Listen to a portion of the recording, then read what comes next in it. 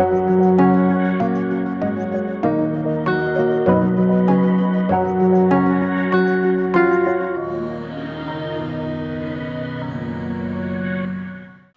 മാതാവിനും ഈശോനാഥനും എൻ്റെ 1000 സ്തുതി. എൻ്റെ കുടുംബത്തിൻ്റെയും എൻ്റെയും സങ്കടങ്ങൾ നീക്കാൻ അമ്മ മാതാവ് ഞങ്ങളിലേക്ക് ഈശോയുമായി ഓടിയെത്തിയതിന് 1000 നന്ദി. എൻ്റെ പേര് റീന. ഞാൻ കുറവലങ്ങാട് മർത്താമറിയം ഫൊറോന ചർച്ചിൽ നിന്ന് വരുന്നു. ഇതെൻ്റെ ഹസ്ബൻഡ് ജോസ് മാത്യു. ഞാൻ 2025 ജനുവരിയിലാണ് ഞാൻ ഉടമ്പടി എടുത്തത്. അതിനു മുമ്പ് ഓൺലൈൻ ഞാൻ ഉടമ്പടി എടുത്തായിരുന്നു. ഞാൻ ഇസ്രയേലിലാണ് ജോലി ചെയ്യുന്നത്. എൻ്റെ മാതാവ് എനിക്ക് തന്ന ഏറ്റവും വലിയ അനുഗ്രഹമാണ് ഞാൻ ഒരു ജോലിക്കായിട്ട് ഇസ്രയേലിലേക്ക് പോകാൻ എനിക്ക് സാധിച്ചത്.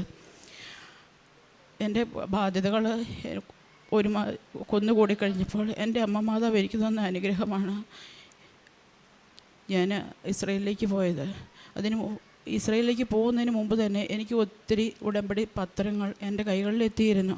പക്ഷേ ഞാൻ ആദ്യത്തെ പേജ് നോക്കും, ആ സാക്ഷ്യങ്ങളൊക്കെ കാണുമ്പോൾ ഞാൻ ഓർക്കും എൻ്റെ അമ്മ മാതാവിൻ്റെ അടുക്കലൊന്ന് പോയിരുന്നെങ്കിൽ എനിക്കും ഈ അനുഗ്രഹങ്ങളൊക്കെ കിട്ടുമായിരുന്നല്ലോ എന്ന്. പക്ഷേ എനിക്ക് പോകാൻ സാധിച്ചിരുന്നില്ല.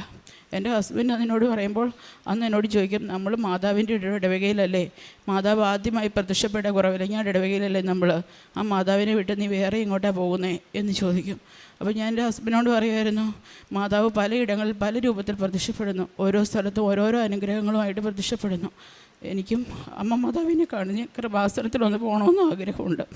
അപ്പോൾ ഞാൻ ജോലി ചെയ്തിരുന്ന സ്ഥലത്ത് എൻ്റെ അടുത്തൊരു ചേച്ചി എന്നോട് പറഞ്ഞു, നീ എൻ്റെ കൂടെ പോരുന്നുണ്ടോ, ഞാൻ നിന്നെ കൊണ്ടുപോകാം എന്ന് പറഞ്ഞു. അപ്പോൾ എനിക്ക് അന്ന് അവധിയൊന്നും കിട്ടാത്തത് കൊണ്ട് ഞാൻ പോകുന്നില്ല. അത് കഴിഞ്ഞ് ഒരു ദിവസം എനിക്ക് എൻ്റെ പേപ്പർ വർക്കുകളൊക്കെ നടന്നുകൊണ്ടിരുന്നിട്ട് ഒന്നും സാധിക്കുന്നില്ല. അപ്പോൾ ഞാൻ ഓർത്തു, എനിക്ക് മാതാവിനെ ഒന്ന് കാണണം, കൃപാസനത്തിലൊന്ന് പോയാലോ എന്ന് ഓർത്തുകൊണ്ട് ആ ചേച്ചിയുടെ അടുത്ത് ചെന്നപ്പോൾ ആ ചേച്ചി കട പൂട്ടിയായിരുന്നു. അതുകൊണ്ട് പിന്നെ എനിക്ക് അവരുമായിട്ട് കോൺടാക്റ്റ് ചെയ്യാൻ സാധിച്ചില്ല. അതിനുശേഷം എനിക്ക് അങ്ങോട്ട് പോകാനുള്ള എൻ്റെ പേപ്പറുകളൊക്കെ ശരിയാകുകയും ഞാൻ ബോംബെക്ക് ഇൻ്റർവ്യൂവിനായിട്ട് പോവുകയും ചെയ്തു. ഇൻ്റർവ്യൂവിന് ചെന്നതിന് ശേഷം എനിക്ക് ഇംഗ്ലീഷ് ഒത്തിരി സംസാരിക്കാനൊന്നും അറിയില്ല. അപ്പോൾ ഞാൻ എൻ്റെ മൊത്തം കാര്യങ്ങളും മാതാവിൻ്റെ കൈകളിലേക്ക് കൊടുത്തു. ബോംബെയിൽ അവിടെ ഞങ്ങൾ താമസിച്ചിരിക്കുന്ന ഹോസ്റ്റലിൻ്റെ അടുത്ത് തന്നെ ഒരു പള്ളിയുണ്ട്.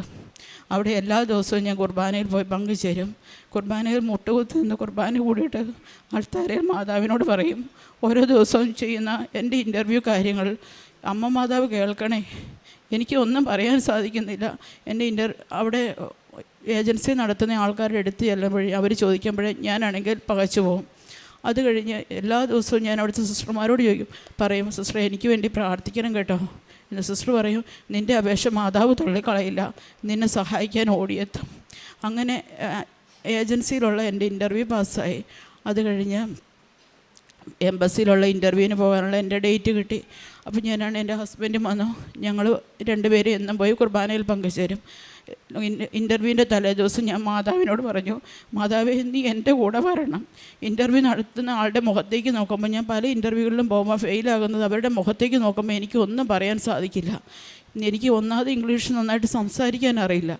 അപ്പോൾ മാതാവേ നിൻ്റെ മുഖത്ത് നോക്കി സംസാരിക്കുമ്പോൾ എനിക്ക് എന്തും ചെയ്യാൻ സാധിക്കും. നീ ആയിരിക്കണം ഇൻ്റർവ്യൂ നടത്തുന്ന ആളുടെ സ്ഥാനത്ത് നിൽക്കേണ്ടത്. നിൻ്റെ മുഖത്ത് നോക്കിയാണ് അവർ ചോദിക്കുന്നതിന് ആൻസർ എനിക്ക് നൽകേണ്ടത് എന്ന് പറഞ്ഞു. ഞാൻ പ്രാർത്ഥിച്ചു, കരഞ്ഞു. എൻ്റെ കൂടെയുള്ള കൂട്ടുകാരെല്ലാവരും പറഞ്ഞു, നിൻ്റെ കൂടെ മാതാവ് വരും. എൻ്റെ സങ്കടങ്ങൾ കാണുമ്പോൾ അവൾ പറയും, നിൻ്റെ കൂടെ മാതാവ് വരും എന്നവരെന്നെ ധൈര്യം പിടിഞ്ഞു എന്നെ വിട്ടു. ഞാൻ ഇൻ്റർവ്യൂവിന് ചെന്നു. അവിടെ കയറി നിന്ന് കഴിഞ്ഞപ്പോൾ ഞാൻ നോക്കുമ്പം എൻ്റെ ഇൻ്റർവ്യൂവിന് നിൽക്കുന്ന മാഡത്തിൻ്റെ പേര് റീന. മാഡത്തിനെ നോക്കി കഴിഞ്ഞപ്പോൾ തന്നെ എനിക്ക് വലിയ സങ്കടങ്ങളൊന്നും തോന്നിയില്ല. പക്ഷേ എനിക്ക് സംസാരിക്കാൻ തുടങ്ങിയപ്പോൾ എന്തോ ഒരു ഇതുപോലെ തോന്നും. അപ്പം ഞാൻ നോക്കുമ്പോൾ മാതാവ് തൻ്റെ തൊട്ട് മുറകിൽ വെള്ള കളറുള്ള കാപ്പ ധരിച്ച് അതിൽ നീല ബോർഡറുള്ള ആ വസ്ത്രമണിഞ്ഞാണ് മാതാവ് നിൽക്കുന്നത്. എനിക്ക് വളരെയേറെ സന്തോഷമായി. ഞാൻ വിളിച്ച എൻ്റെ മാതാവ് എൻ്റെ ഒപ്പം വന്ന് നിന്നുകൊണ്ട് എനിക്ക് മാതാവിനെ നോക്കി സംസാരിക്കാൻ സാധിച്ചു. അവരെന്നോട് അധികം ക്വസ്റ്റ്യനുകളൊന്നും ചോദിച്ചു പോലുമില്ല. 2 3 ക്വസ്റ്റ്യനുകൾ ചോദിച്ചു. എനിക്ക് ഒരെണ്ണത്തിൻ്റെ 2 ആൻസർ മാത്രമേ പറയാൻ പറ്റുകയുള്ളൂ. അവരെന്നോട് പറഞ്ഞു, സാരമില്ല, അവിടെ ചെന്നാൽ നീ എല്ലാം ശരിയാകും, നീ അവിടെ പോയി ജോലി നോക്കുക, നിൻ്റെ ഹസ്ബൻഡിന് സംസാരിക്കാൻ ഇംഗ്ലീഷ് അറിയില്ലെങ്കിൽ നിനക്ക് പറഞ്ഞു കൊടുക്കാം. അപ്പോൾ എനിക്ക് കേൾക്കുന്നതെല്ലാം മനസ്സിലാവും, തിരിച്ചെനിക്ക് സംസാരിക്കാനേ പറ്റത്തില്ല. അപ്പം ഞാനും പറഞ്ഞു ഓക്കെ. അപ്പം ഞാൻ എൻ്റെ ഹസ്ബൻഡിനോട് ക്വസ്റ്റ്യൻ ചോദിച്ചപ്പോൾ ഞാനത് എൻ്റെ ഹസ്ബൻഡിന് പറഞ്ഞു കൊടുത്തു. ഹസ്ബൻഡ് പറഞ്ഞു ഞങ്ങൾ എൻ്റെ ഇൻ്റർവ്യൂ പാസ്സായി 2-3 ദിവസത്തിനുള്ളിൽ എൻ്റെ വിസയും വന്നു, എനിക്ക് പോകാൻ വന്നു. ഞാൻ അവിടെ എത്തിയതിന് ശേഷം എനിക്ക് എൻ്റെ ജോലി ഭയങ്കര ടഫായിരുന്നു. പക്ഷേ എൻ്റെ ബാധ്യതകൾ കാരണം ഞാനതെല്ലാം പിടിച്ചു നിന്നു. എൻ്റെ കുഞ്ഞുങ്ങളെ, കുടുംബം, എല്ലാ കാര്യങ്ങളും മാതാവ് തന്ന ജോലി ഞാൻ നേരത്തെ പറഞ്ഞു, എനിക്ക് ജോലി കിട്ടിയാൽ ഞാൻ മാതാവ് പറയാതെ ഞാനത് ഉപേക്ഷിക്കില്ല എന്ന്. അങ്ങനെ ഞാൻ 1 വർഷം പിടിച്ചു നിന്നു. അപ്പോൾ എന്നെ സഹായിക്കാൻ മാതാവ് ഞാൻ ഈ എയർപോർട്ടിൽ നിന്ന് കയറുന്ന അപ്പം തൊട്ട് ഓരോരുത്തരെ എനിക്കായി നിശ്ചയിച്ചു. ഞാൻ അവിടെ ഒരു ഹോസ്റ്റലിൽ ചെന്ന് കഴിഞ്ഞപ്പോൾ തന്നെയായാലും അവിടെ ഒരാൾ എനിക്ക് മുമ്പേ പോയൊരു കൂട്ടുകാരി അവിടെ നിന്ന് ഇപ്പോൾ ഉണ്ടായിരുന്നു, അവൾ എന്നെ സഹായിച്ചു. അത് കഴിഞ്ഞ് ആരും അറിയാത്ത ഇവിടുന്ന് ഞാൻ എൻ്റെ കുറവലങ്ങാട് പ്രദേശത്ത് നിന്ന് കോട്ടയം വരെ തന്നെ എൻ്റെ ഹസ്ബൻഡ് ഇല്ലാതെ ഞാൻ യാത്ര ചെയ്തിട്ടില്ല.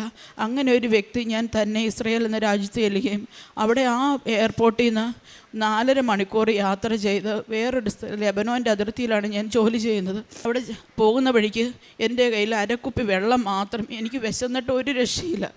അപ്പോഴാണെങ്കിൽ എൻ്റെ കൂടെ കുറച്ച് മെഡിസിൻ തന്ന അവിടെയുള്ള ഒരു കൊച്ചിന് ഒരു മെഡിസിൻ തന്നു വിട്ടായിരുന്നു. അപ്പോൾ ആ കൊച്ചിൻ്റെ പേരും റീന. അപ്പോൾ ആ കൊച്ചിനെ നിരന്തരം വിളിച്ചുകൊണ്ടിരുന്നപ്പോൾ ഞാൻ അവസാനം പറഞ്ഞു, എനിക്കാണെങ്കിൽ വിശന്നിട്ട് വയ്യ, നീ എവിടെ നിന്നെങ്കിലും എനിക്ക് ഇത്തിരി ഭക്ഷണം മേടിച്ച് തരുമോ, ഞാൻ വരുമ്പോൾ പൈസ നിനക്ക് തരാം. അപ്പോൾ അവൾ എന്നോട് പറഞ്ഞു, നീ വിശന്നാലും എങ്ങും ഇറങ്ങരുത്, ബസ്സിൽ നിന്ന് ഇറങ്ങരുത്, ബസ്സിൽ നിന്ന് ഇറങ്ങിക്കഴിഞ്ഞാൽ നിനക്ക് എങ്ങും പോകാൻ അറിയില്ല, അതുകൊണ്ട് നീ ബസ്സിൽ നിന്ന് ഇറങ്ങരുത്, നീ ആണെങ്കിൽ ബസ് സ്റ്റേഷനിൽ വരുമ്പോൾ ഞാൻ നിന്നെ കാത്തു നിൽക്കും, നിനക്ക് വേണ്ടതെല്ലാം ഞാൻ കൊണ്ടുത്തരും. ഞാനവിടെ ചെന്നപ്പോൾ എനിക്ക് ഭക്ഷണവും വെള്ളവുമായിട്ട് അവരവിടെ കാത്തു നിൽപ്പുണ്ടായിരുന്നു. ഞാൻ അത് മെഡിസിൻ കൊടുത്തു, തിരിച്ച് എൻ്റെ ഏജൻസി തന്നെ എൻ്റെ ജോലിയിൽ കൊണ്ടുപോയി. അവിടെ ചെന്ന് കഴിഞ്ഞപ്പോൾ അവിടെ 5 ജോലിക്ക് ആളെ നിന്നിട്ട് ഒരാൾ പോലും അവിടെ നിൽക്കാത്തൊരു ജോലിയിലാണ് ഞാൻ ചെന്ന അന്ന് തൊട്ട് തന്നെ ആ എംപ്ലോയർ ഭയങ്കര ക്രൂരമായ ഒരു സ്ത്രീയായിരുന്നു. നമുക്ക് ഫുഡ് തരാനോ അങ്ങനെയൊന്നും അവർക്ക് ഇഷ്ടമില്ലായിരുന്നു. അപ്പോഴാണെങ്കിൽ എനിക്കവിടെ 8 മലയാളികളെ, ഞാൻ താമസിക്കുന്ന ഒരു കിബൂട്ട്സ് ആയിരുന്നു, അവിടെ ഒരു 8 മലയാളികളെ എനിക്കായി മാതാവ് കരുതി വെച്ചു. അതിൽ 2 പേര് എൻ്റെ ഇടതും വലതും എന്ന പോലെ എൻ്റെ സഹായത്തിന് എപ്പോഴും എന്നോടൊപ്പം ഉണ്ടായിരുന്നു. എനിക്കാണെങ്കിൽ എൻ്റെ എംപ്ലോയർ ഭക്ഷണം തന്നില്ല എങ്കിൽ അവർ ഭക്ഷണം ഉണ്ടാക്കി എനിക്ക് ജനലിൽ കൊണ്ട് തന്നു വരുമായിരുന്നു. അങ്ങനെ അവിടെ ചെന്ന് ഞാൻ ഒരാഴ്ച കഴിഞ്ഞപ്പോൾ ആ എംപ്ലോയറെ ഒന്ന് എടുത്തു പൊക്കിയപ്പോൾ എൻ്റെ നടുവൊന്ന് വെട്ടി. എനിക്കാണെങ്കിൽ അപ്പം തന്നെ ഞാൻ അവിടെ തല കറങ്ങി വീണു. ആ സമയത്ത് ഞാൻ മാതാവിനോട് പറഞ്ഞു, മാതാവേ എന്നെ സഹായിക്കാൻ എനിക്ക് ആരുമില്ല, ഓടി എത്തണമേ എന്ന് പറഞ്ഞു. അപ്പോൾ എൻ്റെ എംപ്ലോയർ തന്നെ അവിടുത്തെ ഒരു മെമ്പറെ വിളിച്ചിട്ട് പറഞ്ഞു, അവൾക്ക് തല കറങ്ങി വീണു എന്ന് പറഞ്ഞു. ഉടനെ തന്നെ എൻ്റെ കൂട്ടുകാരികളെ പറഞ്ഞു വിട്ട് അവരെനിക്ക് ശുശ്രൂഷ തന്നു. ഒരാഴ്ച എനിക്ക് കട്ടിൽ നിന്ന് എഴുന്നേക്കാൻ പോലും വയ്യാത്ത അവസ്ഥയിൽ അവർ എന്നെ ശുശ്രൂഷിക്കുകയും എനിക്ക് ഫുഡ് തരികയും എന്നെ സുഖമാക്കുകയും ചെയ്തു. അതിനുശേഷം 1 വർഷം കഴിഞ്ഞതിന് ശേഷം ആ എംപ്ലോയർ പറഞ്ഞു, എനിക്ക് നിന്നെ വേണ്ട, നിന്നെ ജോലിയിൽ നിന്ന് ഞാൻ പിരിച്ചു വിടാൻ പോവുക എന്ന് പറഞ്ഞു. അപ്പോൾ ഞാൻ ഓർത്ത്, എൻ്റെ ദൈവം, എൻ്റെ ബാധ്യതകൾ മുന്നിൽ കിടക്കുക, എനിക്ക് തന്നെ പോയൊരു ജോലി കണ്ടുപിടിക്കാനുള്ള ഒരു കരുത്തില്ല, മാതാവ് എന്നെ നീ സഹായത്തിന് വരണമേ എന്ന് പറഞ്ഞു. അതിനു മുമ്പ് തന്നെ ഞാൻ 2022 ഡിസംബറിൽ ഞാൻ ബെത്ലഹേം, ഞാൻ അവിടെ ചെന്നിട്ട് എനിക്ക് വലിയൊരു അനുഗ്രഹം കിട്ടി. ഇസ്രായേലിലെ എല്ലാ ദേവാലയങ്ങളിലും തന്നെ സന്ദർശിക്കാനുള്ള അനുഗ്രഹം എനിക്ക് കിട്ടി. ആ നസ്രത്ത്, കാനായ്, അങ്ങനെ എല്ലാ സ്ഥലങ്ങളും. അങ്ങനെ ഡിസംബറിൽ ഞാൻ ബെത്ലഹേമിലൊന്ന് പോകണമെന്ന് ഓർത്ത് സന്തോഷിച്ച് ബെത്ലഹേമിൽ പോയി. തിരിച്ചും ബസ്സിൽ വന്ന് ഇറങ്ങുന്ന സമയത്ത് കുറേ കൂട്ടുകാരുണ്ട്, മലയാളികളെല്ലാം നടന്നു പോകുന്ന വഴിക്ക് അമ്മ മാതാവ് എനിക്കൊരു ക്ഷണപത്രിക അവിടെ കൊണ്ടുപോയിട്ടു. അതാണ് കൃപാസനം പത്രം. ആ നിലത്ത് കിടക്കുന്ന കണ്ട് ഞാനും കടന്നു പോകുന്നതാണ് ആ വഴികളിലൂടെ. എന്നിട്ട് ഞാൻ തിരിഞ്ഞു നോക്കുമ്പോൾ ആ പത്രം കിടക്കുന്നു. അപ്പം ഞാൻ ഓർത്തു, കൃപാസനം പത്രം, ഇത് മാതാവിൻ്റെ പത്രമാണല്ലോ, മലയാള എഡിഷനാണല്ലോ. ഞാൻ തിരിച്ച് തന്ന ആ പത്രം നെഞ്ചോട് ചേർത്ത് വെച്ചു. ഞാൻ ഓർത്തു, മാതാവ് എന്നെ ക്ഷണിക്കാനായിട്ട് ഇവിടെ എത്തി എന്നോർത്തു. ഞാനത് എടുത്തുകൊണ്ട് വന്നു. പക്ഷെ ഞാൻ വായിച്ചില്ല. ഞാൻ അന്ന് തൊട്ട് മാതാവ് എൻ്റെ അടുത്ത് ഇങ്ങനെ എപ്പോഴും, ഞാൻ എങ്ങോട്ട് നോക്കിയാലും എൻ്റെ ഭിത്തികളിൽ മാതാവിനെ എനിക്ക് കാണാൻ സാധിക്കും. ഞാൻ മാതാവിനോട് ഗുഡ് മോർണിംഗ് പറഞ്ഞ് എഴുന്നേക്കും, ഗുഡ് നൈറ്റ് പറഞ്ഞ് കിടക്കും. എൻ്റെ എല്ലാ സങ്കടങ്ങളിലും മാതാവിന് ഞാൻ ഭാഗഭാക്കായി. ഒരു 1-2 3 മാസങ്ങൾക്ക് ശേഷം എനിക്ക് കൊന്ത ചെല്ലാൻ സാധിക്കാതെ വരുന്നു. പൈശാചിക ശക്തി എന്നിലേക്ക് വന്നു തുടങ്ങിയിരിക്കുന്നു എന്ന് എനിക്ക് മനസ്സിലായി. അപ്പം ഞാൻ കൂടുതൽ കൂടുതൽ പ്രാർത്ഥിച്ചു. മാതാവ് എന്നിൽ നിന്ന് എനിക്ക് കാണാൻ പറ്റാതെ വന്നു. അപ്പോൾ ഞാൻ കൊന്ത ഉപേക്ഷിച്ച് പോയോ എന്നോർത്തോണ്ട് ഞാൻ കരഞ്ഞു. ആ സമയത്താണ് മാതാവ് എനിക്ക് മാതാവിൻ്റെ സാന്നിധ്യം വേണമെന്ന് പറഞ്ഞ് കരഞ്ഞ സമയത്താണ് എൻ്റെ ജോലി നഷ്ടപ്പെടാൻ വേണ്ടിയിരിക്കുന്നത്. ആ സമയത്ത് എൻ്റെ ഒരു കൂട്ടുകാരി സോണിയ എന്ന് പറഞ്ഞ ആൾ എന്നോട് പറഞ്ഞു, അത് പല പ്രാവശ്യം അവൾ എന്നോട് പറഞ്ഞിട്ടുണ്ട്, നീ ഒരു ഉടമ്പടി എടുക്കുക. അപ്പോൾ ഞാൻ പറയും, ഞാനും മാതാവിൻ്റെ ഒരു പള്ളിയിൽ നിന്നല്ല വരുന്നത്, എനിക്ക് മാതാവിനെ കൂടുതൽ അറിയാം, എൻ്റെ മാതാവാണ് എന്നെ ഇവിടെ എത്തിച്ചത് എന്ന് ഞാൻ പറയുമായിരുന്നു. ആ സമയത്ത് അവൾ എന്നോട് പറഞ്ഞു, നീ ഇന്ന് തന്നെ ഒരു ഉടമ്പടി എടുക്കുക. അങ്ങനത്തെ ഒരു ദിവസമായിരുന്നു 2023 ജൂൺ 6-ാം തീയതി ഉച്ചയ്ക്ക് 1:30 ഞാൻ അവളോട് വിളിച്ച് പറഞ്ഞു, സോണി എനിക്ക് ഉടമ്പടി എടുക്കാതെ പറ്റത്തില്ല, എനിക്ക് പിടിച്ചു നിൽക്കാൻ പറ്റുന്നില്ല, എനിക്ക് ജോലി വേണം, എനിക്ക് ഉടനെ തന്നെ മാറിപ്പോകാൻ എനിക്ക് പറ്റത്തില്ല എന്ന് പറഞ്ഞു. ഉടനെ തന്നെ അവൾ എനിക്ക് ഫോണിലൂടെ തന്നെ ഉടമ്പടി ഓൺലൈൻ ഉടമ്പടി എടുക്കാനുള്ള എല്ലാ കാര്യങ്ങളും പറഞ്ഞു തരികയും ഞാൻ ഉടമ്പടി എടുക്കുകയും ചെയ്തു. അതിൽ ഞാൻ മാതാവിൻ്റെ അനുഗ്രഹത്തിന് പ്രാർത്ഥിച്ചു. എന്നെയും എൻ്റെ കുടുംബത്തിൻ്റെ അമ്മയുടെ പ്രത്യക്ഷീകരണത്തിന് സാക്ഷിയാക്കി മാറ്റണമേ. എൻ്റെ കുഞ്ഞുങ്ങളെ ഈശോയ്ക്ക് സമർപ്പിച്ചു. അമ്മ മാതാവിനോട് ഞാൻ പ്രാർത്ഥിച്ചു കിട്ടിയ കുഞ്ഞുങ്ങളാണ്. അമ്മ മാതാവ് തന്നെ കരുതണമേ, എൻ്റെ മാതാപിതാക്കളെ കരുതണമേ എന്ന് പറഞ്ഞു. അതിനുശേഷം ഞാൻ പറഞ്ഞു, എൻ്റെ മാതാവേ, എനിക്ക് 6 മാസം ഈ ജോലിയിൽ തുടരണം. 6 മാസത്തിന് ശേഷം നിനക്ക് ഇഷ്ടമാണെങ്കിൽ നീ ജോലി കളഞ്ഞു. എനിക്ക് ആ സമയത്ത് എനിക്ക് വേറൊരു ജോലിയിൽ തുടരാൻ എന്നെ മാനസികമായിട്ടും ശാരീരികമായിട്ടും നീ എന്നെ ശക്തിയാക്കണമേ എന്ന് പ്രാർത്ഥിച്ചു. അതിനുശേഷമാണ് ഒക്ടോബറിൽ യുദ്ധം പൊട്ടി പുറപ്പെടുത്തത്. അവിടുന്ന് ഞങ്ങളൊരു ഹോട്ടലിലേക്ക് മാറ്റുകയും ആ ഹോട്ടലിൽ ചെന്നപ്പോൾ ഒരു മുറിയിലാണ് ഞാനും എൻ്റെ എംപ്ലോയറും താമസിക്കുന്നത്. അവർ ഭയങ്കര ക്രൂരമായിട്ട് എന്നോട് പെരുമാറാൻ തുടങ്ങി. അത് ഞാൻ പിടിച്ചു നിന്നു. അതിനുശേഷം വേറൊരു ഹോട്ടലിലേക്ക് മാറ്റി. അവിടെ ചെന്ന് കഴിഞ്ഞപ്പോൾ അവർ ഒരു ഫാൻ ഇടുകയോ AC ഓണാക്കുകയോ, ഒരു ഭയങ്കര കൊടും തണുപ്പാണ്, അവർക്ക് മാത്രമായിട്ട് ചൂട് പകർന്ന് കിട്ടും, എനിക്കത് കിട്ടത്തില്ല. എനിക്കൊരു ഫോൺ വിളിക്കാൻ സൗകര്യമില്ല, ഫോണൊന്ന് ബെല്ലടിച്ചാൽ പോലും ഒരു ചുമയ്ക്കാൻ പോലും ഒരു സമയം തരത്തില്ല. അങ്ങനെ അതെല്ലാം എപ്പോഴും ഷൗട്ടിങ്ങാണ്. അങ്ങനെ ഒരു സമയത്ത് പെട്ടെന്ന് അവരുടെ മോനോട് വിളിച്ചു പറഞ്ഞു, ഒരു രാത്രി, ഇവളെ എനിക്ക് വേണ്ട, ഞാനിവിടെ നിൽക്കത്തില്ല, ഞാൻ ഓൾഡ് ഏജ് ഹോമിലേക്ക് പോകത്തുള്ളൂ. അപ്പം ഞാൻ പെട്ടെന്ന് തളർന്നു പോയി. എൻ്റെ മാതാവ്, ഞാൻ എന്ത് ചെയ്യും? എനിക്കാണെങ്കിൽ ഒരു ബസ് കയറിപ്പോയി ഒരു ജോലി കണ്ടുപിടിക്കാൻ പോലും എനിക്ക് പറ്റത്തില്ല, എനിക്ക് അറിയത്തില്ല. അങ്ങനെയുള്ള ഒരവസ്ഥയിലല്ല യുദ്ധകാലം എന്നോർത്ത് ഞാൻ കരഞ്ഞു. ഒരു ഞായറാഴ്ചയാണ് എൻ്റെ ഫാമിലി എന്നോട് വിളിച്ചു പറഞ്ഞു, റീനെ, നിന്നെ ഇഷ്ടമില്ലാഞ്ഞിട്ടല്ല, ഞങ്ങൾക്ക് എല്ലാവർക്കും വളരെ ഇഷ്ടമാണ്. നിന്നോട് ഞാൻ പല പ്രാവശ്യം പറഞ്ഞു, നീ വേറൊരു ജോലി നോക്കിക്കോ എന്ന് പറഞ്ഞതുമല്ലേ, ഇനി ഞങ്ങൾക്കൊന്നും ചെയ്യാൻ പറ്റത്തില്ല, അമ്മ ഒട്ടും സമ്മതിക്കത്തില്ല, നീ ഒരു ജോലി കണ്ടുപിടിക്കാൻ നോക്കൂ എന്ന് പറഞ്ഞു. പിറ്റേ വ്യാഴാഴ്ചയാകുമ്പോൾ നീ ആ ജോലിയിൽ നിന്ന് 4 ദിവസത്തിനുള്ളിൽ നീ ജോലിയിൽ നിന്ന് റിസൈൻ ചെയ്യണം, മാറണം, വേറൊരു ജോലി കണ്ടുപിടിക്കണം, അതിനുള്ള അവകാശം നിനക്ക് തരുവാന്ന് പറഞ്ഞു. ഞാൻ മാതാവിനോട് വിളിച്ച് കരഞ്ഞു. എൻ്റെ കൂട്ടുകാരോടെല്ലാവരും പ്രാർത്ഥിക്കാൻ വേണ്ടി പ്രാർത്ഥിച്ചു. സർവ്വസമയം രാത്രി പകലില്ലാതെ എനിക്ക് ഭക്ഷണം കഴിക്കാൻ പറ്റുന്നില്ല. അങ്ങനെ ഞാൻ കരച്ചിലിനോട് കരച്ചില്ല. അപ്പോൾ എൻ്റെ ഏജൻസി പറഞ്ഞു, ഏജൻസി എനിക്ക് ഒരു ജോലി തന്നു. ആ ജോലിയിൽ അവർ ഇൻ്റർവ്യൂ തന്നപ്പോൾ എനിക്ക് ഇംഗ്ലീഷും ഹീബ്രുവും പ്രാവീണ്യം ഇല്ലയെന്ന് പറഞ്ഞു. അവർ ആ ജോലിയിൽ നിന്ന് എന്നെ വേണ്ടെന്ന് വെച്ചു. 2ാമത്തെ ജോലി ഞാൻ മാതാവിനോട് പ്രാർത്ഥിച്ചു. ഒരു വെള്ളി ശനി അവധിയാണ്. വ്യാഴാഴ്ച എനിക്കൊരു ജോലിയും കിട്ടിയില്ല. വ്യാഴാഴ്ച ഉച്ചയായി, വെള്ളിയാഴ്ച ആരും വിളിക്കത്തുമില്ല. അപ്പം ഞാൻ വ്യാഴാഴ്ച ശക്തമായിട്ട് ഉച്ചയായപ്പോൾ മാതാവിനോട് പ്രാർത്ഥിച്ചു, മാതാവ്, ഇന്ന് അവസാന ഡേറ്റാണ് എൻ്റെ, ഇനി ഞാൻ എങ്ങനെ നിൽക്കും എന്നോർത്തുകൊണ്ട് പ്രാർത്ഥിച്ചുകൊണ്ട് നിന്നപ്പോൾ എന്നെ ഏജൻസിയിൽ നിന്ന് പെട്ടെന്ന് 2:30-3 മണിയായപ്പോൾ എന്നെ വിളിക്കുക, റീന, നിനക്കൊരു ജോലിയുണ്ട്, ആ വീട്ടിൽ കുറേ പൂച്ചകളുണ്ട്, നിനക്ക് അതിനെ സഹിക്കാൻ പറ്റുമോ? അമ്മച്ചി നല്ല അമ്മച്ചിക്ക് എന്ന് പറഞ്ഞത്, നീ ആ ഒരു ജോലി പോയി കാണുക. അപ്പോൾ ഞാൻ നോക്കുമ്പം ഞാൻ തിബേരീസ് എന്ന സ്ഥലത്താണ് ഇപ്പം നിൽക്കുന്നത്. അവിടുന്ന് 1.5 മണിക്കൂർ യാത്ര ചെയ്തു പോകണം. എനിക്ക് ബസ് കയറി പോകാനോ ആ പ്രദേശം എവിടെയാണെന്ന് പോലും അറിയാനോ എനിക്കറിയില്ല. അപ്പോൾ ഞാൻ എൻ്റെ ഏജൻസിയിലെ ആളോട് പറഞ്ഞു, എനിക്ക് യാത്ര ചെയ്യാൻ എനിക്ക് അറിയില്ല. അപ്പോൾ അവരെന്നോട് പറഞ്ഞു, നീ അതൊന്നും പേടിക്കേണ്ട, നിനക്ക് വേണ്ടി അവർ നിന്നെ വന്ന് കൊണ്ടുപോയി, വെള്ളിയാഴ്ച രാവിലെ നിന്നെ അവരുടെ മോള് വന്ന് കൊണ്ടുപോയി കാണിച്ച് തിരിച്ച് നിന്നെ യഥാസ്ഥാനത്ത് നിന്നെ കണ്ടുപിടിച്ചു. എനിക്കിതിൽ സന്തോഷമൊന്നുമില്ല. എൻ്റെ മാതാവ് എനിക്ക് തന്നതാണ്. എന്നെ യാത്ര ചെയ്യാൻ എനിക്ക് അറിയത്തില്ലാത്ത എന്നെ കൊണ്ടുപോയി ജോലി കാണിച്ച് തിരിച്ചു കൊണ്ടുവരാം. ആ വെള്ളിയാഴ്ച രാവിലെ അവർ വന്നു, എന്നെ ജോലിയിൽ കൊണ്ട് കാണിച്ചു. ഞാൻ നോക്കിയപ്പം മാതാവിൻ്റെ മുഖമുള്ളൊരമ്മച്ചി, നല്ല സ്നേഹമുള്ളൊരമ്മച്ചി, എൻ്റെ പഴയ ജോലിയിൽ നിന്നെല്ലാം എനിക്ക് വിസ്മൃതി കിട്ടുന്നത് പോലത്തെ ഒരു അന്തരീക്ഷം, എല്ലാം കൊണ്ടും എനിക്ക് ഇഷ്ടപ്പെട്ടു. ഞാൻ മാതാവിനോട് പറഞ്ഞു, മാതാവേ, ഈശോയ്ക്ക് മാതാവിന് ഇഷ്ടമാണെന്നുണ്ടെങ്കിൽ ഇന്ന ഈ ജോലിയിൽ പ്രവേശിപ്പിക്കണേ എന്ന് പറഞ്ഞ് ഞാൻ അവരോട് പറഞ്ഞിട്ട് പോന്നു. പോരുന്ന വഴിക്ക് തന്നെ അവൾ എന്നോട് പറഞ്ഞു, നിന്നെ ഞങ്ങൾക്ക് വളരെ ഇഷ്ടമായി, നിനക്ക് ഇന്ന് തന്നെ വേണമെങ്കിൽ നിനക്ക് ഈ ജോലിയിൽ ജോയിൻ ചെയ്യാം, അല്ലെങ്കിൽ എന്നാണോ അവർ പോകേണ്ടതെന്ന് പറയുന്നത് അന്ന് നീ ഞങ്ങളോട് പറഞ്ഞാൽ മതി, നിൻ്റെ സാധനങ്ങളെല്ലാം എടുക്കാൻ ഞങ്ങൾ വരികയോ അല്ലെങ്കിൽ അവർക്കും നിന്നോട് നിൻ്റെ വസ്തുക്കളെല്ലാം ഞങ്ങളുടെ വീട്ടിൽ കൊണ്ട് വയ്ക്കുകയോ ചെയ്യാം, നീ അല്ലാതെ ഞങ്ങൾക്ക് വേറൊരു ജോലിക്കാരിയെ വേണ്ട, കെയററെ വേണ്ട എന്ന് അമ്മച്ചിയുടെ മോൾ പറഞ്ഞു. അന്ന് മുതൽ എൻ്റെ മാതാവ് എൻ്റെ ആ ജോലിയിൽ എന്നെ കയറ്റി അവരുടെ സ്റ്റെപ്പിലെ ആ വീടിൻ്റെ സ്റ്റെപ്പിലേക്ക് കയറുന്നവരെ, ആ കാറിൽ നിന്നിറങ്ങി ആ സ്റ്റെപ്പിലേക്ക് കയറുന്നവരെ എൻ്റെ മാതാവും ഈശോയും എൻ്റെ ഇടം വലം നിന്നു. അവസാനം എൻ്റെ മനസ്സിൽ പറയുന്നു, നിനക്കായി ഞാനൊരു അമ്മയെ അവിടെ കരുതിയിട്ടുണ്ട് എന്ന് പറഞ്ഞു. ഞാൻ അവിടെ ചെന്നു. എൻ്റെ അമ്മ മാതാവ് പറഞ്ഞതുപോലെ തന്നെ എനിക്ക് നല്ലൊരു പേഷ്യൻറ്റിനെ തന്ന് നല്ലൊരു ഫാമിലിയെ തന്ന് എന്നെ അനുഗ്രഹിച്ചു. അമ്മ മാതാവിനും ഈശോയ്ക്കും 1000 സ്തുതി. തുടർന്ന് എൻ്റെ ഭവനം ഒരു ചെറിയ വീടായിരുന്നു. എൻ്റെ കുഞ്ഞുങ്ങളും എൻ്റെ പപ്പായ, എൻ്റെ അമ്മ, എൻ്റെ ഹസ്ബൻഡ്, ഞങ്ങൾക്ക് എല്ലാവർക്കും കൂടെ കഴിയാനുള്ള സൗകര്യമില്ലായിരുന്നു. അപ്പോൾ എൻ്റെ പപ്പായുടെ ആഗ്രഹമായിരുന്നു 2 മുറി. അവർ 2 പേര് ഹാർട്ട് പേഷ്യൻ്റാണ്. അപ്പോൾ ഞാൻ ഓർത്തു എൻ്റെ ബാധ്യതകൾ നീക്കാൻ വേണ്ടി പോയി കഴിഞ്ഞ് കഴിഞ്ഞാൽ അവർക്ക് ഞാനൊരു വീട് പണിത് കൊടുത്തില്ല, ഒരു മുറി പണിത് കൊടുത്തില്ല, അവർക്ക് നല്ലൊരു മുറി കിടക്കാൻ ആഗ്രഹമുണ്ട്. അപ്പോൾ ഞാൻ അത് കൊടുക്കാതെ എൻ്റെ ബാധ്യതകൾ തീർത്ത് വരുമ്പോൾ അവരെന്നോടൊപ്പം ഇല്ലെങ്കിൽ എനിക്കത് വളരെ സങ്കടമായിപ്പോൾ. അപ്പോൾ ഞാൻ ഓർത്ത് എന്നാൽ 2 മുറികൾ പണിയാം. അപ്പോൾ ഞാൻ മാതാവിനോട് പറഞ്ഞു, മാതാവ് എനിക്ക് കടബാധ്യതകൾ വരുത്തി വെച്ച് എനിക്കൊരു ഭവനം പണി എനിക്ക് പറ്റത്തില്ല. അപ്പോൾ കാരണം എനിക്ക് ബാധ്യതകൾ ഒത്തിരി എന്നെ പുറകിൽ കിടപ്പുണ്ട്, അതിലേക്ക് എനിക്ക് വലിച്ചിഴയ്ക്കാൻ പറ്റത്തില്ല. എൻ്റെ കയ്യിൽ പൈസ തരുന്നതിനനുസരിച്ച് എനിക്ക് ഭവനം പണിയണം. അങ്ങനെ തന്നെ എൻ്റെ കയ്യിൽ പൈസ ഉണ്ടാകുന്നതിനനുസരിച്ച് ഞാൻ എൻ്റെ 2 മുറികളും അതിൻ്റെ എല്ലാ പണികളും തന്നെ പൂർത്തിയാക്കിക്കൊണ്ടിരിക്കുന്നു. ഒരു അടുക്കള മാത്രം അതിൻ്റെ പണികൾ ഇപ്പോഴാണ് ഞാൻ തുടങ്ങുന്നത്.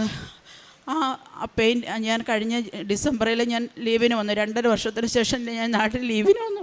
അമ്മ മാതാവ് തന്ന ഭവനം കണ്ട് എനിക്ക് വളരെയേറെ സന്തോഷം തോന്നി. ഞാൻ മനസ്സിൽ ആഗ്രഹിച്ചതിനേക്കാളും നല്ലൊരു ഭവനം തന്ന അമ്മ എന്നെ അനുഗ്രഹിച്ചു. ഞാൻ അവിടെ വെച്ച് ഞാൻ പ്രാർത്ഥിക്കുമായിരുന്നു, മാതാവ് ഞാൻ ചെന്ന് കഴിയുമ്പോൾ എൻ്റെ വീടിന് പെയിൻ്റ് അടിക്കണം. അതിന് അതിൻ്റെ കളർ ഞാൻ പറയില്ല, പക്ഷേ എൻ്റെ ഭർത്താവ് നിശ്ചയിക്കണം എൻ്റെ മനസ്സിലുള്ള കളറായിരിക്കണം അവിടെ അടിക്കേണ്ടത്. അന്ന് ഞാൻ എൻ്റെ ജോലിക്ക് പോകുമ്പം കണ്ട മാതാവിൻ്റെ വസ്ത്രത്തിന് നിറം വെള്ളയും നീലയുമായിരുന്നു. ആ കളറായിരിക്കണം എൻ്റെ ഭവനത്തിൻ്റെ പെയിൻറ്റിൻ്റെ കളർ എന്ന് ഞാൻ പ്രാർത്ഥിച്ചിരുന്നു. ഞാൻ വന്നു പെയിൻ്റ് അടിക്കാൻ തുടങ്ങി. എൻ്റെ ഹസ്ബൻഡിനോട് ചോദിച്ചു ഏത് കളറാണ് അടിക്കുന്നത്. അപ്പോൾ ഹസ്ബൻഡ് പറഞ്ഞു വെള്ളയും ബോർഡറും നീലം. അപ്പം ഞാൻ എൻ്റെ മനസ്സിൽ പറഞ്ഞ് പ്രാർത്ഥിച്ചിരുന്ന കാര്യം ഞാൻ ഇപ്പം മറന്നുപോയി. അപ്പം ഞാൻ അങ്ങനെ പെയിൻ്റ് അടിച്ച് അവസാനം ബോർഡറിൻ്റെ കളർ വന്നു. അപ്പം പെയിൻ്റ് അടിക്കാർ പറഞ്ഞു, നമുക്ക് ഒരു മജന്ത കളർ പോലെ അടിച്ചാലോ ചേച്ചി, ചേട്ടൻ എപ്പോഴും നീലയിൽ തലയിലാണ് പിടിച്ച് നിൽക്കുന്നത്. അപ്പം ഞാൻ പറഞ്ഞു, ജോസേട്ടന് ഏത് കളർ ഇഷ്ടമാണോ അത് അടിച്ചോട്ടെ, എൻ്റെ ഇഷ്ടത്തിനല്ല ഞാൻ ഈ ഭവനം പണിതത്, മാതാവ് എനിക്ക് ഭവനം തന്നു, അത് ജോസേട്ടന് ഏത് രൂപത്തിൽ പണിയണമെന്ന് ആഗ്രഹിക്കുന്നു ആ രീതിയിൽ പണിയാനാണ് ഞാൻ ആഗ്രഹിച്ചത്, കളറും അത് തന്നെ ആയിക്കോട്ടെ എന്ന് പറഞ്ഞു. അങ്ങനെ കളറടിച്ചു. എനിക്ക് സന്തോഷമായി. ഞാൻ 1.5 മാസം കഴിഞ്ഞ് തിരിച്ചു പോയി. ഒരു ദിവസം രാത്രിയിൽ ഇങ്ങനെ ഞാൻ അതിനെപ്പറ്റി ഇങ്ങനെ ചിന്തിച്ച് കിടക്കുമ്പോൾ അപ്പോഴാണ് എൻ്റെ മാതാവ് എന്നെ ഓർമ്മയിൽ ഒരു പ്രദക്ഷിണത്തിൻ്റെ കാര്യം ഒരു അച്ഛന് ഇവിടെ പറഞ്ഞ ഒരു സാക്ഷ്യത്തിലൂടെ ഒരു ചേച്ചി പറയുന്നത് കേട്ടു.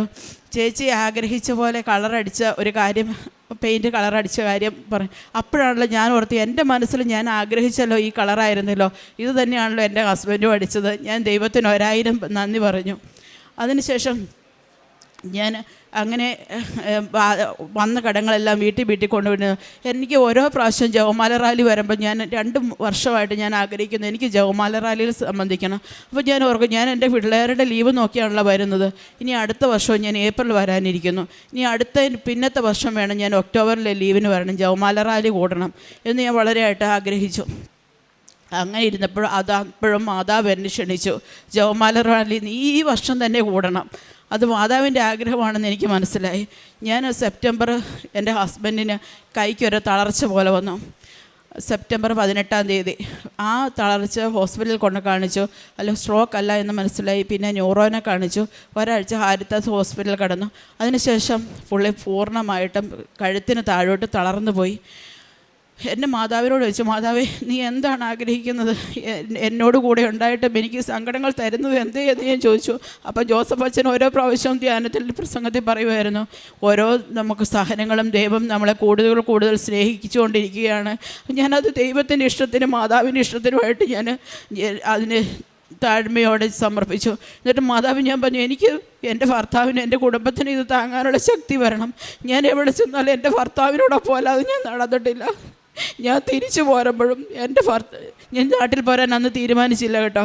അന്ന് പൈസ വേണമല്ലോ. അപ്പോൾ എൻ്റെ ഹസ്ബൻഡ് വിളിക്കുമ്പോൾ പറയും, നീ ഇപ്പോൾ വരണ്ട, കുഞ്ഞുങ്ങളുണ്ടല്ലോ അവർ നോക്കിക്കോളും, നീ പൈസ വേണ്ട, ജോലി ചെയ്താൽ പൈസ കിട്ടത്തില്ലല്ലോ, അപ്പം പിന്നെ ഇവിടുത്തെ കാര്യങ്ങളൊക്കെ നടക്കണ്ടേ, ഹോസ്പിറ്റൽ ചിലവുകളുണ്ട്. അപ്പം ഞാൻ അങ്ങനെ കരഞ്ഞു. അപ്പോൾ എൻ്റെ കൂട്ടുകാരെല്ലാവരും പല സ്ഥലങ്ങളിലേക്ക് വിളിച്ചു പറഞ്ഞ് പ്രാർത്ഥന, കൃപാസനത്തിലെ പ്രാർത്ഥന, എല്ലാവരും ഒത്തിരി പ്രാർത്ഥനകൾ നടത്തിക്കൊണ്ടിരിക്കുന്നു. അപ്പോൾ അങ്ങനെ ഇരിക്കുമ്പോൾ എൻ്റെ സോണിയെ ഞാൻ വിളിച്ചു, എടി ഞാൻ എന്നെ ചെയ്യേണ്ടത്? അപ്പോൾ സോണി എന്നോട് പറഞ്ഞു, വിജയകുമാർ സാറിൻ്റെ നമ്പർ എൻ്റെ കയ്യിലുണ്ട്, നീ വിജയകുമാർ സാറിനെ ഒന്ന് വിളിച്ച് നോക്ക്, സാർ എന്ത് പറയുന്നു അതുപോലെ നീ ചെയ്യുക എന്ന് പറഞ്ഞു. അപ്പം ഞാൻ സാറിനെ വിളിച്ചു, രാവിലെ സാറിനെ വിളിച്ച് കഴിയുമ്പോൾ സാർ എടുത്തു. അപ്പോൾ സാറിനോട് ഇപ്പോൾ ഈ കാര്യങ്ങളൊക്കെ പറഞ്ഞപ്പോൾ സാർ എന്നോട് ചോദിച്ചു, നീ ഇവിടെ പൈസയ്ക്ക് വേണ്ടിയിട്ട് നിൽക്കുന്നോ? നീ നിൻ്റെ ഭർത്താവിൻ്റെ അടുക്കലേക്ക് പോ, നിൻ്റെ ഭർത്താവിന് നിന്നെ കൊണ്ട് ആവശ്യമുണ്ട്, നീ പോയി പ്രാർത്ഥിക്കുക, നിൻ്റെ ഭർത്താവിൻ്റെ അടുത്ത് അരികിൽ നിന്ന് വേണം നീ പ്രാർത്ഥിക്കാൻ, നീ വേഗം തിരിച്ചു പോ എന്ന് പറഞ്ഞു. അപ്പം ഞാൻ ഉടനെ തന്നെ ഞാൻ എൻ്റെ കൂട്ടുകാരോട് വിളിച്ചു പറഞ്ഞു, എൻ്റെ കയ്യിൽ ഒറ്റ പൈസയില്ല, എൻ്റെ ഈ ടിക്കറ്റ് എടുക്കാൻ പോലും എൻ്റെ ഈ പൈസയില്ല, ഞാൻ എന്ത് ചെയ്യും? എനിക്ക് നാട്ടിൽ പോകണം, എൻ്റെ ഹസ്ബൻഡ് ഇത്ര അവസ്ഥയിലാണ്, ഞാൻ നാട്ടിൽ പോകാതിരിക്കാൻ പറ്റത്തില്ല, ഞാൻ പോലും അറിയത്തില്ല. എൻ്റെ അമ്മ മാതാവ് ഓരോ രൂപത്തിൽ എൻ്റെ ഓരോ കൂട്ടുകാരും ഞാൻ അറിയാതെ തന്നെ എൻ്റെ അക്കൗണ്ടിലേക്ക് പണം ഒഴുകിക്കൊണ്ടിരുന്നു. എൻ്റെ ഫാമിലിയോട് പറഞ്ഞപ്പോൾ അവർ പറഞ്ഞു, നീ എത്രയും പെട്ടെന്ന് നിൻ്റെ ഭർത്താവിൻ്റെ അടുക്ക പോകണം, അത് ഞങ്ങൾക്കും അത് ഇഷ്ടമാണ്, അവനെ ശുശ്രൂഷിക്കേണ്ട സമയമാണ്, നീ പെട്ടെന്ന് പൊക്കോ എന്ന് പറഞ്ഞ് അവർ ഒരു ദിവസം കൊണ്ട് എൻ്റെ പേപ്പർ വർക്കുകളെല്ലാം എനിക്ക് ശരിയാക്കി തന്നു. പിറ്റേ ദിവസം തന്നെ ഒരു ചേട്ടനാണെങ്കിൽ പൈസ പോലും കൊടുത്തില്ല, ഒരു ചേട്ടൻ എനിക്ക് ടിക്കറ്റ്, ഞാൻ പറഞ്ഞു, ചേട്ടാ 10-ാം തീയതി എൻ്റെ കൂട്ടുകാർക്ക് പൈസ കിട്ടത്തുള്ളൂ, ആ സമയത്ത് ഞാൻ പൈസ തരികയുള്ളൂ, ഇപ്പോൾ എൻ്റെ കയ്യിലിരിക്കുന്ന പൈസ എനിക്ക് ആശുപത്രി ചിലവുകൾക്ക് വേണം. ചേട്ടൻ പറഞ്ഞു, റീന നീ ധൈര്യമായിട്ട് പൊക്കോ, എന്നോട് ഞാൻ പൈസ ഒന്നും ചെയ്യുന്നു, നിൻ്റെ കയ്യിലുണ്ടാകുന്ന പോലെ നീ എനിക്ക് ടിക്കറ്റിന് തന്നാൽ മതി. അങ്ങനെ ഞാൻ 10-ാം തീയതി കഴിഞ്ഞപ്പോൾ ഒക്ടോബർ 10-നാണ് ആ ചേട്ടന് ഞാൻ പൈസ ഇട്ട് കൊടുത്തത്. അതിനുശേഷം എൻ്റെ ആശുപത്രിയിൽ ഞാൻ അവിടെ ഇസ്രയേലിലായിരുന്നപ്പോൾ തന്നെ പോരുന്നതിൻ്റെ തലേദിവസം ഒരു ദിവ്യകാരുണ്യ ആരാധന കൂടി. ആ ആരാധന സമയത്ത് ഞാൻ കരഞ്ഞ് എൻ്റെ ഹസ്ബൻഡിനെ സമർപ്പിച്ച് പ്രാർത്ഥിച്ചുകൊണ്ടിരിക്കുക. അപ്പം ഞാൻ നോക്കുമ്പോൾ എൻ്റെ ഹസ്ബൻഡിൻ്റെ ബെഡിന് അടുത്ത് വലത് സൈഡിൽ ഈശോ വന്ന് നിൽക്കുന്നു. ഈശോയുടെ ഇടത് കൈ എൻ്റെ ഹസ്ബൻഡിൻ്റെ കൈക്കകത്ത് ഹസ്ബൻഡിൻ്റെ വലത് കൈയും ഈശോയുടെ വലത് കൈ കൊണ്ട് കഴുത്തിന് താഴോട്ട് തടവിക്കൊണ്ടിരിക്കുന്നു. കാല് വരെ തൊട്ട് പുറകിലായിട്ട് മാതാവ് വന്ന് നിൽക്കുന്നു. എൻ്റെ ഹസ്ബൻഡ് ധരിച്ചിരിക്കുന്ന വസ്ത്രമാണെങ്കിൽ നീലയും. ഞാൻ ആ ഹോസ്പിറ്റലിൽ ഇതുവരെ കണ്ടിട്ടില്ല, പോയിട്ടില്ല, ഒന്നും അറിയില്ല. ഞാൻ തിരിച്ച് വീട്ടിൽ ഹോസ്പിറ്റലിൽ വന്നപ്പോൾ ഞാൻ നോക്കുമ്പം എൻ്റെ ഹസ്ബൻഡ് ധരിച്ചിരിക്കുന്ന അവിടുത്തെ യൂണിഫോമാണ് നീല. ഞാൻ അന്ന് മാതാവ് ഈശോയെ അവിടെ നിൽക്കുന്ന കണ്ട് അന്ന് ഞാൻ കരഞ്ഞിട്ടില്ല. എനിക്കറിയാം എൻ്റെ ഈശോയും എൻ്റെ മാതാവും എൻ്റെ ഹസ്ബൻഡിൻ്റെ കൂടെയുണ്ട്. എൻ്റെ ഹസ്ബൻഡിന് എൻ്റെയോടൊപ്പം സുരക്ഷിതനായിട്ട് എന്നെ ഈ നടയിൽ കയറ്റി നിർത്തുമെന്ന് എനിക്കറിയാമായിരുന്നു. ഞാൻ മാതാവിനോട് പറഞ്ഞു, മാതാവ് ഞാൻ പോകുന്നതിന് മുമ്പ് തന്നെ ഈ നടയിൽ കയറി നിന്ന് എൻ്റെ ഹസ്ബൻഡിനോടൊപ്പം എൻ്റെ മാതാവിനെ ഈശോയെയും സാക്ഷ്യപ്പെടുത്തുന്നതിനുള്ള അനുഗ്രഹവും നന്ദി പറയുന്നതിനുള്ള അനുഗ്രഹവും എന്നെ നൽകണമേ. ആ അനുഗ്രഹം ഇന്ന് എനിക്ക് തന്ന് ഒക്ടോബർ 3-ാം തീയതി ഞാൻ എൻ്റെ ഹസ്ബൻഡിൻ്റെ രേഖകളുമായിട്ട് ഞാൻ ഇവിടെ വരികയും എൻ്റെ ഉടമ്പടി പുതുക്കുകയും ബഹുമാനപ്പെട്ട ജോസഫ് അച്ഛനെ കാണുകയും ചെയ്തു. ജോസഫ് അച്ഛൻ എന്നെ കണ്ടപ്പോൾ തൊട്ട് എനിക്ക് കരച്ചിൽ വരുമായിരുന്നു. കാരണം തലേ ദിവസം എനിക്ക് വയറങ്ങ് ഗ്യാസ് കയറി വേർത്തിട്ട് ഞാൻ ഭയങ്കര അസ്വസ്ഥതയായിരുന്നു. അപ്പം ഞാൻ അടുത്ത് വന്ന് നിൽക്കുമ്പോൾ അച്ഛന് വയറിങ്ങനെ ഇരിക്കുന്നു. അപ്പം ഞാൻ ഓർത്ത്, എൻ്റെ ദൈവമേ, ഞാൻ ഇന്നലെ എന്തോരം അസ്വസ്ഥത അനുഭവിച്ച് അച്ഛൻ ഇത്രയും അസ്വസ്ഥതകളും അനുഭവിച്ചുകൊണ്ടല്ലേ ഞങ്ങളെല്ലാവരെയും സ്നേഹിക്കുകയും പരിപാലിക്കുകയും ഞങ്ങൾക്ക് വേണ്ടി പ്രാർത്ഥിക്കുകയും എല്ലാം ചെയ്തുകൊണ്ടിരിക്കുന്നത്. അച്ഛനെ അനുഗ്രഹിക്കുന്നത് എനിക്കൊന്നും പറയാൻ സാധിക്കുന്നില്ല. അച്ഛൻ എൻ്റെ അടുക്ക് വന്നു, പേപ്പറുകൾ മേടിച്ചു, പോയി പ്രാർത്ഥിച്ചു, തിരിച്ചു കൊണ്ടുതന്നു, അടുത്ത ആളുടെ അടുക്ക ചെന്നു. അപ്പോൾ അവരവരുടെ അസുഖ കാര്യങ്ങൾ പറയുന്നു. അപ്പം ഞാൻ ഓർത്തു, എൻ്റെ ദൈവമേ, ഞാൻ അച്ഛനോട് എന്ത് പറയാനാണ് വന്നത്? ഞാൻ ഒന്നും പറഞ്ഞില്ല, ഞാൻ ഈ രേഖകൾ മാത്രം കൊടുത്തതേ ഉള്ളല്ലോ എന്നോർത്തു. അത് കഴിഞ്ഞ് അച്ഛൻ വീണ്ടും പ്രാർത്ഥിച്ചു വന്നു, കാശുരൂപം തന്നു. അപ്പം ഞാൻ എൻ്റെ മനസ്സിൽ ഓർത്ത് അച്ഛനോടൊന്ന് പറയാം, അച്ഛാ എൻ്റെ ഹസ്ബൻഡ് എൻ്റെ കൂടെ നടന്നു വരണം കേട്ടോ എന്നും അച്ഛനോട് പറഞ്ഞു. അച്ഛൻ വീണ്ടും ആ ഫോട്ടോയും ആ രേഖകളും വാങ്ങിച്ചുകൊണ്ട് ഒന്നുകൂടെ മാതാവിൻ്റെ ഈശോയുടെ ഇടയ്ക്കും കൊണ്ട് പ്രാർത്ഥിച്ചു, തിരിച്ചു കൊണ്ട് തന്നു. നീ പോയിക്കൊള്ളൂ എന്ന് പറഞ്ഞു. ഞാൻ തിരിച്ച് പുറത്തേക്ക് ഇറങ്ങി വന്നപ്പോൾ ഞാൻ ഓർത്തു, ഉടമ്പടിക്ക് ഇനിയും സമയമുണ്ട്, എന്നാൽ ഒന്ന് കുമ്പസാരിച്ചിട്ട് വരാം. കുമ്പസാരിക്കാൻ പുറത്തേക്ക് ഇറങ്ങി സെക്യൂരിറ്റി ചേട്ടനോട് ചോദിച്ചു, സെക്യൂരിറ്റി ചേട്ടാ എവിടെയാണ് കുമ്പസാരം നടക്കുന്നത്? എനിക്കൊന്ന് കുമ്പസാരിക്കണം. അപ്പോൾ അടുത്ത് നിന്നൊരു ചേച്ചി എന്നോട് പറഞ്ഞു, വാ മോളെ നമുക്ക് കുമ്പസാരിക്കാൻ പോകാം. അപ്പോൾ ചേച്ചി ഉടനെ കുടയൊക്കെ നിവർത്തി കുമ്പസാരിപ്പിക്കാൻ എന്നെ കൊണ്ടു. അപ്പോൾ പോകുന്ന വഴിക്ക് എന്നോട് വർത്താനമൊക്കെ പറഞ്ഞു, ഒന്നും സാരമില്ല, നിൻ്റെ സുഖമാവും എന്നൊക്കെ പറഞ്ഞു. അങ്ങനെ ഞങ്ങൾ കുമ്പസാരിക്കാൻ അവിടെ ചെന്നപ്പോൾ അച്ഛൻ അവിടെ കുമ്പസാരം നിർത്തി റെസ്റ്റിന് വേണ്ടി പോയേക്കും. അപ്പം ഞാൻ ആ നട അങ്ങ് കയറി ചെല്ലുമ്പം അച്ഛൻ ഇറങ്ങി വരികയാണ്. അച്ഛനോട് ഞാൻ പറഞ്ഞു, അച്ഛൻ ഞാനിങ്ങനെ വന്നതാണ്, ഞാൻ കുമ്പസാരിച്ചിട്ട് ഒത്തിരി നാളുകളായി, എനിക്ക് കുമ്പസാരിക്കണമെന്ന് പറഞ്ഞു. അച്ഛൻ എന്നെ കുമ്പസാരിപ്പിച്ചു. ഞാൻ തിരിച്ചു വന്ന് ഉടമ്പടി എടുത്തു കഴിഞ്ഞതിന് ശേഷം ഒരു സിസ്റ്ററിനെ എടുക്കാൻ ചെന്നപ്പോൾ സിസ്റ്റർ എന്നോട് പറഞ്ഞു, എന്നെ നിനക്ക് ഇത്ര സങ്കടം? അപ്പം ഞാൻ പറഞ്ഞു, എൻ്റെ ഹസ്ബൻഡിന് ഇനി വയ്യാതെയാണ്, എനിക്കാണെങ്കിൽ ഒരു ആഗ്രഹമുണ്ട്, അടുത്ത ജവമാല റാലിക്കെങ്കിലും എൻ്റെ ഹസ്ബൻഡ് പങ്കെടുക്കാൻ എനിക്ക് ആഗ്രഹമുണ്ട്. അപ്പോൾ എന്നോട് ചോദിച്ചു, ഇപ്രാവശ്യം നിനക്ക് ആഗ്രഹമില്ലേ? ഞാൻ പറഞ്ഞു, ഇപ്രാവശ്യം ആഗ്രഹമുണ്ട്, നീ ഈശോയോട് ചെന്ന് പറഞ്ഞിട്ട് പോക്കോ, ഇപ്രാവശ്യം നിൻ്റെ കൂടെ നിൻ്റെ ഹസ്ബൻഡ് ജവമാല റാലിയിൽ പങ്കുചേരും. അങ്ങനെ ഞങ്ങൾ ജവമാല റാലിയിൽ വന്ന് എൻ്റെ കുഞ്ഞുങ്ങളും ഞാനും എൻ്റെ ചേച്ചിയോടൊപ്പം ഞങ്ങൾ ഫുള്ള് നടന്നു വന്നു കഴിഞ്ഞു. പക്ഷേ എൻ്റെ ഹസ്ബൻഡ് ആ സമയം, ആ രാവിലെ തൊട്ട് വൈകുന്നേരം വരെ അർത്തങ്കപ്പള്ളിയിൽ എൻ്റെ ഹസ്ബൻഡ് ഞങ്ങളെ നോക്കി അവിടെ വണ്ടിയിൽ തന്നെ ഇരിപ്പുണ്ടായിരുന്നു. കാരണം വണ്ടിയിൽ നിന്ന് കയറ്റിയിരുത്തി കഴിഞ്ഞാൽ ഇറങ്ങാൻ ഒരാൾ വേണം. അതുകൊണ്ട് പുള്ളി ആ കാറിൽ തന്നെ ഇരുന്ന് സമയം ചിലവാക്കി പ്രാർത്ഥിച്ചുകൊണ്ടിരുന്നു. അങ്ങനെ എൻ്റെ ആഗ്രഹവും ജവമാല റാലിയും വരാനുള്ള ആഗ്രഹവും സാധിച്ചു. ഇന്ന് മാതാവിൻ്റെ അടുക്ക വന്ന് സാക്ഷ്യം പറഞ്ഞ് എൻ്റെ ഭർത്താവിനെ മാതാവിൻ്റെ അടുക്കലേക്ക് സമർപ്പിക്കുന്നു, എൻ്റെ കുഞ്ഞുങ്ങളെ സമർപ്പിക്കുന്നു, എൻ്റെ മാതാപിതാക്കളെ സമർപ്പിക്കുന്നു, എൻ്റെ ജോലിയെ സമർപ്പിക്കുന്നു. പ്രത്യേകമായി എൻ്റെ കൃപാസനത്തിൽ ഓരോരുത്തരെയും സമർപ്പിക്കുന്നു. ഇവിടെ വന്ന് ഈ മണ്ണിൽ കാലുകുത്തി ഓരോരുത്തരെയും ദൈവമാതാവ് അനുഗ്രഹങ്ങളുടെ പെരുമഴ ചൊരിഞ്ഞ് സമർപ്പിക്കുമെന്ന് ഞാൻ പ്രത്യാശിക്കുകയും പ്രാർത്ഥിക്കുകയും ചെയ്യുന്നു. ജോസഫച്ചന് വേണ്ടി പ്രത്യേകമായി പ്രാർത്ഥിക്കുന്നു. ഇവിടെ ഓരോരുത്തരെയും സമർപ്പിക്കുന്നു. പരിശുദ്ധ അമ്മയും ഈശോനാഥനും തന്ന എല്ലാ അനുഗ്രഹങ്ങൾക്കും ഞാൻ നന്ദി പറയുന്നു. എനിക്ക് സഹായിച്ച എൻ്റെ കൂട്ടുകാർക്കും എന്നെ സഹായിക്കുകയും പ്രാർത്ഥിക്കുകയും ചെയ്ത ഓരോരുത്തർക്കും വേണ്ടി ഞാൻ പ്രാർത്ഥന സമർപ്പണം നടത്തിക്കൊണ്ട് ഞാൻ എൻ്റെ വാക്കുകൾ ഈശോയ്ക്കും മാതാവിനും വേണ്ടി സമർപ്പിക്കുന്നു. ആമേൻ. എൻ്റെ കാരുണ്യ പ്രവർത്തനങ്ങൾ എന്ന് പറഞ്ഞു കഴിഞ്ഞാൽ, ഞാൻ ജോലി ചെയ്ത അന്ന് തൊട്ട് എനിക്ക് മറ്റുള്ളവരോട് പൈസയ്ക്ക് ആവശ്യം വരുമ്പോൾ ചോദിക്കാനുള്ള ഒരു മടിയുണ്ട്. അപ്പം ഞാൻ അങ്ങനെ എനിക്കറിയാവുന്നവരെ ഞാൻ അന്ന് തൊട്ടേ സഹായിച്ചുകൊണ്ടിരുന്നു. ഞാൻ ഓരോരുത്തരോട് സംസാരിക്കുമ്പോൾ എനിക്കറിയാം അവർക്ക് ഇന്ന ആവശ്യമുണ്ട്. അവരുടെ ആവശ്യങ്ങളിലേക്ക് ഞാൻ എപ്പോഴും എനിക്ക് സഹായം ഞാൻ എത്തിച്ചു കൊടുക്കും. എൻ്റെ ഹസ്ബൻഡായാലും ഒത്തിരി പരോപകാരം പള്ളിയിലെ കാര്യങ്ങളെല്ലാം നോക്കി നടത്തുന്ന ഒരാളാണ്. അങ്ങനെ ഹസ്ബൻഡിനെ സഹായിക്കാറുണ്ട്, ഞാൻ സഹായിക്കാറുണ്ട്. സാമ്പത്തികമായിട്ടും ശാരീരികമായിട്ടും പ്രാർത്ഥനാപരമായിട്ടും ഞങ്ങൾ മറ്റുള്ളവരെ സഹായിക്കുന്ന ഒരു കുടുംബം തന്നെയാണ് ഞങ്ങളുടെ കുടുംബം. അതുപോലെ എൻ്റെ പ്രേക്ഷിത പ്രവർത്തനം, ഞാൻ പത്രങ്ങൾ മേടിച്ച് വിതരണം ചെയ്യുന്നു. ഞാൻ കഴിഞ്ഞ പ്രാവശ്യം വന്നപ്പോഴായാലും ഞാൻ ഇസ്രയേലിലെ എൻ്റെ കുറേ കൂട്ടുകാർക്ക് കൊണ്ട് കൊടുത്തു. അതുപോലെ എയർപോർട്ടിലായപ്പോഴും കുറേ മലയാളികൾ കണ്ടപ്പോൾ അവർക്ക് ഞാൻ എൻ്റെ കാര്യങ്ങളെല്ലാം പറഞ്ഞ് അവർക്ക് കൊടുക്കാൻ സാധിച്ചു. അതുപോലെ സാക്ഷ്യങ്ങളും ഉടമ്പടി ധ്യാനങ്ങളും ഞാൻ ഷെയർ ചെയ്യാറുണ്ട്. മറ്റുള്ളവരിലേക്ക് ഈശോയെക്കുറിച്ച് കൂടുതൽ അറിയിക്കുന്നുണ്ട്. ഈശോയ്ക്കും ഇനി കൂടുതൽ ഈശോയിലെ മാതാവിൻ്റെ അനുഗ്രഹങ്ങൾ പ്രാപിക്കാൻ ഈ കൃപാസനത്തിലേക്ക് കൂടുതൽ പേരെ ആനയിക്കാനുള്ള അനുഗ്രഹം എനിക്ക് നൽകണമേ എന്ന് ഈശോയോട് ഞാൻ പ്രാർത്ഥിച്ചുകൊണ്ട് ഞാൻ ചുരുക്കുന്നു. ആമേൻ.